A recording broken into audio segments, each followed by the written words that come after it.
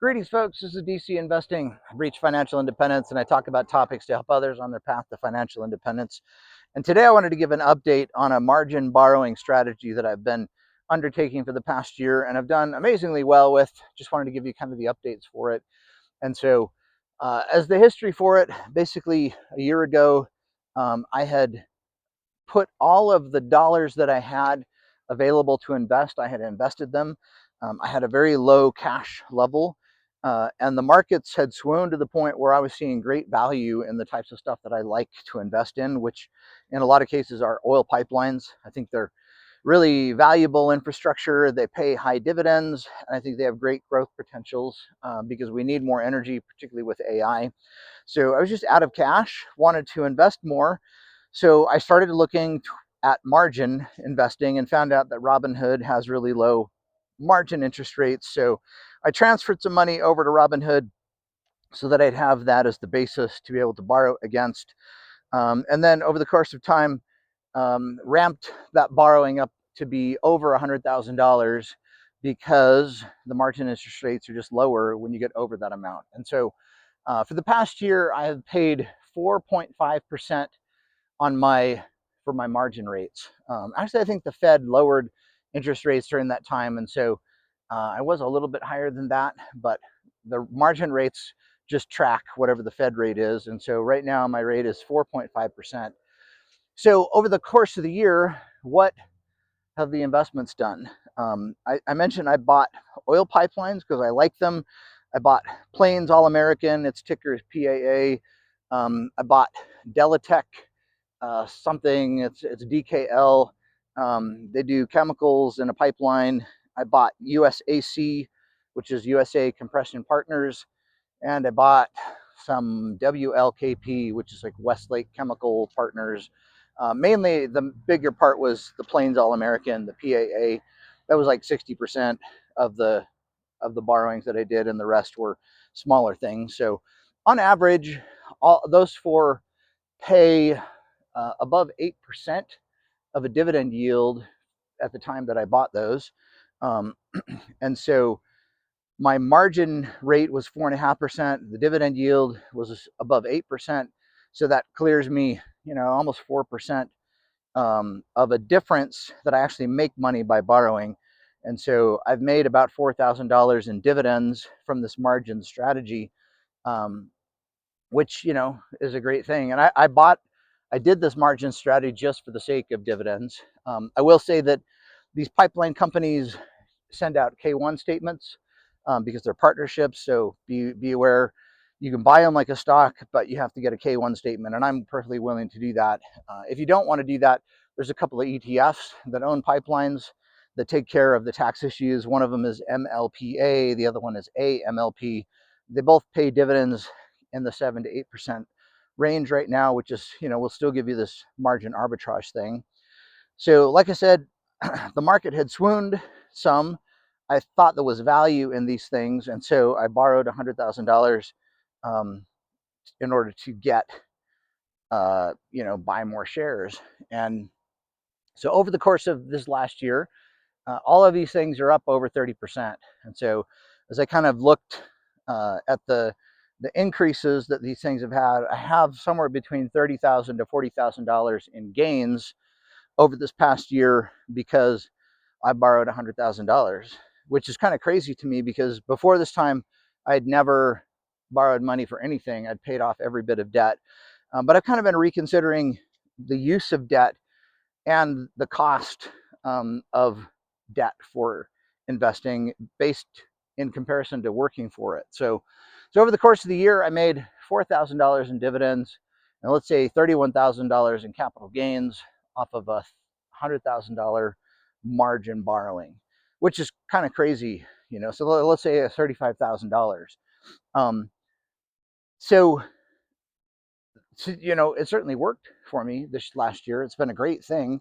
But as I kind of think about the cost of money, if I had worked for that $100,000 after I paid the taxes, it would have cost me about somewhere between $22,000 and $23,000 in taxes to make that same $100,000 to invest in this margin rate. Whereas borrowing the money, $100,000 from Robinhood, has cost me 4.5% over this past year. So that's crazy to think about, that it's actually better to borrow the money to invest than it is to work for the money to invest. And if you take that rate of 4.5% and divide it into the, say, 23% or 22.5% that I have to pay between Social Security tax, federal tax, and state tax in my state, um, it takes 5 years to break even between those two. So basically, I can use the money from Robinhood for free for 5 years before the money costs me the same, which is kind of crazy to think about. So, you know, it's a challenge to kind of think about money differently, and it's actually a better deal to borrow the money than it is to work for the money, which is crazy. So in my account right now, I have about $40,000 that is the basis, that the money that I put in, and then Robinhood gave me another $100,000 to invest. Sorry if that was loud. So I have, $140,000 in that account, $100,000 of which is a borrowed funds, because you kind of have to leave 25% in the account, um, to meet your margin basis. So for a young person, if you could swing, and actually I need like $32,000 in order to have the basis for my $100,000 margin borrowing. So if you could come up with $32,000, buy the stock. Every time you buy the stock, they'll give you a little bit more margin on it, and you can just mimic the same thing that I did. You basically, with a starting point of like $35,000, you can borrow another $100,000 off of that, buy shares, and have that $100,000. For me, I made 31, or I don't know, more than 30% in a year, because I had that extra $100,000. If I hadn't borrowed it, I wouldn't have made that $30,000. And for me, I was pretty, um, what is it? I just wanted to do a dividend arbitrage thing, because it made sense to me. I get paid more in dividends than the Robinhood funding would cost. So it was like a win-win there, but yet the shares appreciated a ton, which is also great. So anyhow, I just wanted to challenge my listeners out there to kind of rethink what the costs of borrowing money really are. And it was surprising to me when I really kind of considered and thought about it, because margin investing has a cost to it, but so does working to earn money. Not only do you have to put all the hours into earning that money in the first place, um, but then you get taxed so much that it's actually cheaper just to borrow the money in the first place. And my salary, I was an engineer, um, because of all the taxation and the healthcare and stuff. The salary that I had, I could clear about $75,000 a year,